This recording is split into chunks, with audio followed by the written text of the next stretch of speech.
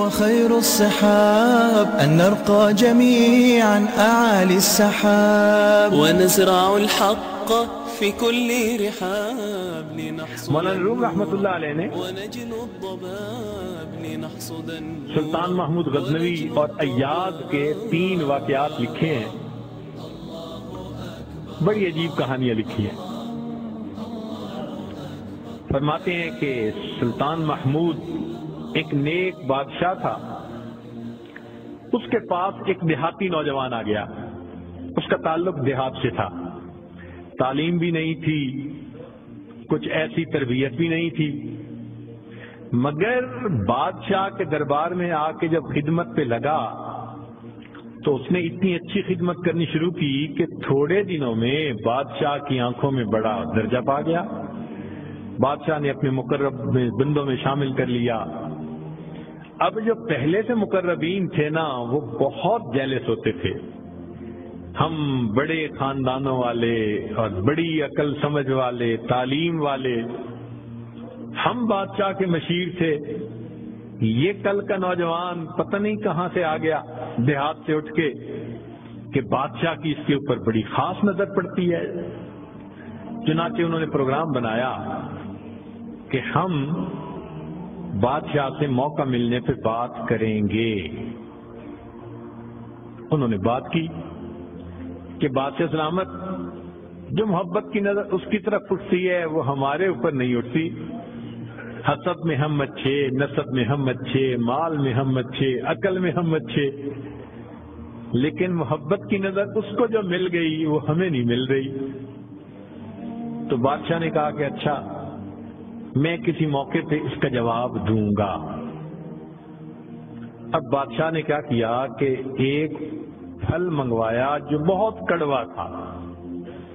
کاشیں بنوائیں اور کاشیں ان سب لوگوں میں تقسیم کر دیں جو اعتراض کرنے والے تھے, اور ایاز بھی وہیں بیٹھا تھا. تو جس جس کو وہ کاش ملی اس نے منہ میں ڈالا, تھو تھو. بادشاہ سلامت بڑا بہت کڑوا, توبہ توبہ بہت کڑوا. سب نے اپنے منہ سے وہ پھل نکال دیا اور کہا کہ بادشاہ سلامت یہ بہت کڑوا ہے. تو بادشاہ نے جب ایاز کو دیکھا تو وہ مزے سے کھا رہا تھا. تو بادشاہ نے اس سے پوچھا کہ ایاز, یہ کاش میٹھی ہے جو اتنے مزے سے کھا رہے ہو؟ اس نے کہا بادشاہ سلامت ہے تو کڑوی, کھاتے کیوں جا رہے ہو؟ اس نے کہا بادشاہ سلامت میرے دل میں یہ بات آئی کہ جس بادشاہ کے ہاتھوں سے میں زندگی بھر میٹھی چیزیں لے کے کھاتا رہا, اگر آج مجھے کڑوی بھی مل گئی تو میں اس کو واپس کیسے کروں؟ عمر بھر میٹھی چیزیں لے کے کھاتا رہا, آج کڑوی بھی مل گئی تو واپس کیسے کروں؟ کاش کہ یہ چیز ہمارے اندر آ جاتی کہ جس پروردگار کی نعمتوں سے ساری زندگی ہم انجوائے کرتے رہتے ہیں, اگر کبھی کوئی اس کی طرف سے آزمائش کی گھڑی بھی آ جائے تو ہم پھر شکوہ کیوں کرتے؟ اب بادشاہ نے سوچا کہ بھائی یہ لوگ جو بہت اعتراض کرنے والے تھے نا, ان کے سامنے کوئی اور ایسا ہیلا کرنا چاہیے کہ ذرا ان کو بات سمجھ میں آ جائے. تو ایک دن بادشاہ آیا اور اس نے کہا کہ دیکھو بھائی, آج میں تم سب کی عقل کا امتحان لوں گا, تمہارا آئی کیو لیول دیکھوں گا کیا ہے, اور میں دیکھتا ہوں کہ کون اس میں پاس ہوتا ہے. اب جب بتا دیا تو سب بڑے محتاط ہو گئے. بادشاہ نے ایک موٹا سارا ہیرا دکھایا, دیکھو یہ کتنا قیمتی ہے, کتنا چمکدار ہے, اور ایک ہتھوڑا بھی ساتھ دیا, اور پہلے کو کہا کہ جی یہ ذرا ہیرا جو ہے توڑ کے دکھاؤ.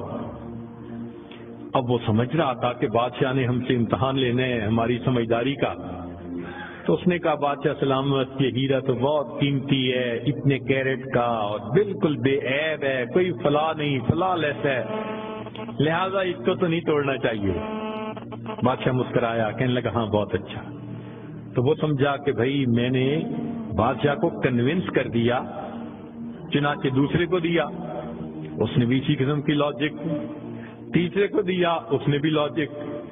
جتنے اعتراض کرنے والے تھے سب کو ہیرا ہتھوڑا دیتے رہے، وہ یہی لاجک دیتے رہے اور معذرت کرتے رہے، حتیٰ کہ بادشاہ نے وہ ہیرا ایاز کے ہاتھ میں پکڑایا۔ جب ایاز کو کہا ایاز اسے توڑو، ایاز نے اس کو نیچے فرش پہ رکھا، دے کے مارا ہتھوڑا اور اس کے ٹکڑے ٹکڑے کر دیے۔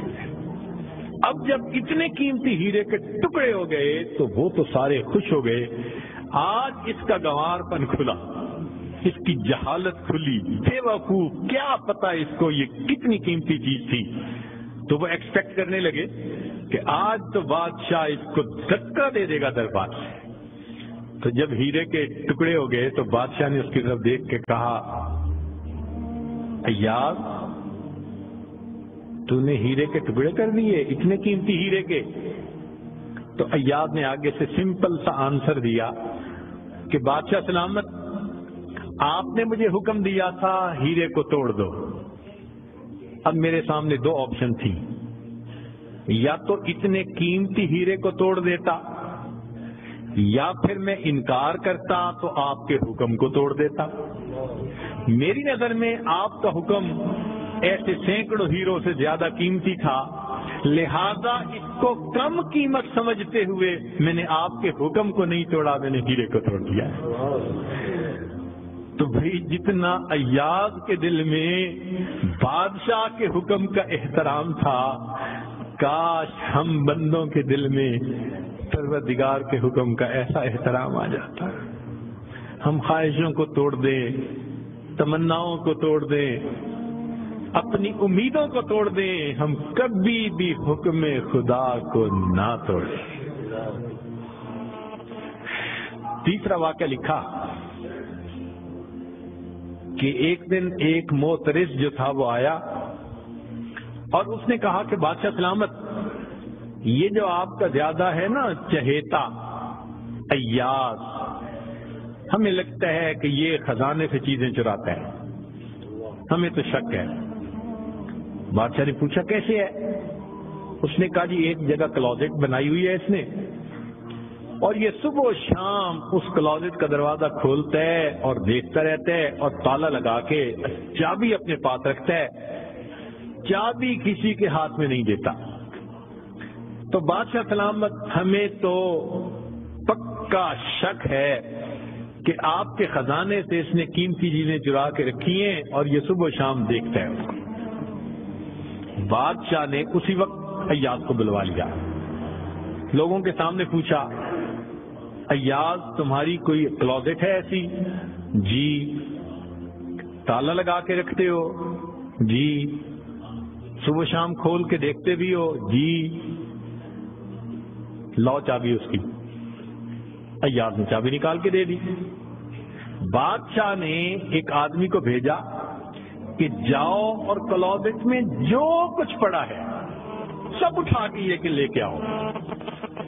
اب جب وہ گیا تو ایاز تو مطمئن کھڑا رہا، مگر موترزین بڑے خوش ہوئے، آج پکڑا گیا، آج سمجھ لگے گی بادشاہ کو یہ کیسا بددیانت انسان ہے۔ تھوڑی دیر گزری تو جو گیا تھا وہ تالا کھول کے کیا دیکھتا ہے کہ اس میں ایک پرانا سا لباس ہے اور ایک پرانا سا جوتا رکھا ہوا اور کچھ بھی نہیں۔ بڑا حیران ہوا، اس کو یہ صبح بھی دیکھتا ہے شام بھی دیکھتا ہے۔ وہ اس کو لے کے بادشاہ کے پاس آیا۔ بادشاہ سلامت، کلوزٹ میں یہ دو چیزیں تھیں۔ بادشاہ نے کہا ایاز بس یہی کچھ تھا؟ جی یہی تھا۔ ایاز یہ تو اتنی قیمتی نہیں کہ تم ان کو تالے میں رکھو اور صبح شام اس کو جا جا کے دیکھو۔ ایاز نے کہا کہ بادشاہ سلامت میرے لیے قیمتی ہے۔ پوچھا کیوں؟ کہ بادشاہ سلامت، جب میں پہلی مرتبہ آپ کی خدمت میں حاضر ہوا تھا، میں دیہاتی سا لڑکا تھا، یہ تہبند باندھی تھی، یہ کرتا پہنا تھا، یہ جوتا پہنا ہوا تھا، میں نے اس کو اپنے لیے پریزرو کر کے رکھ لیا۔ اب روز صبح اور شام میں دروازہ کھولتا ہوں، اپنے نفس کو مخاطب کر کے کہتا ہوں، ایاز بادشاہ کے احسانات کو مت بھولنا، تمہیں جو اس نے رتبہ دیا تمہاری اوقات تو یہ تھی، تمہاری اوقات یہ تھی۔ میں صبح بھی اپنے آپ کو یاد دلاتا ہوں، میں شام بھی اپنے آپ کو یاد دلاتا ہوں۔ مولانا لکھتے ہیں کاش کہ یہ صفت اللہ ہمیں بھی عطا فرمائے، ہم بھی اپنے ابتدا کو دیکھتے، کیا حال تھا، کیا ہماری اوقات تھی، اور آج اللہ نے اپنی رحمتوں سے، نعمتوں سے، برکتوں سے کس طرح ہمیں مالا مال کر دیا، ہم بھی اپنی بنیاد کو یاد رکھتے ہیں۔ تو اگر ایک دنیا کا غلام اپنے مالک کے حکم کو اتنا قیمتی سمجھتا ہے تو ہم تو اللہ کے ویسے ہی بندے ہیں، غلام سے بھی ایک درجہ نیچے، ہم تو اللہ کی ملک ہیں، مخلوق ہیں اس کی۔ لہذا ہمیں چاہیے کہ اللہ رب العزت کے حکم کی عظمت کو سامنے رکھیں، ہمیشہ خیال رکھیں کہ حکم خدا کبھی بھی ٹوٹنے نہ پائے۔ اللہ اکبر، اللہ اللہ اللہ اکبر۔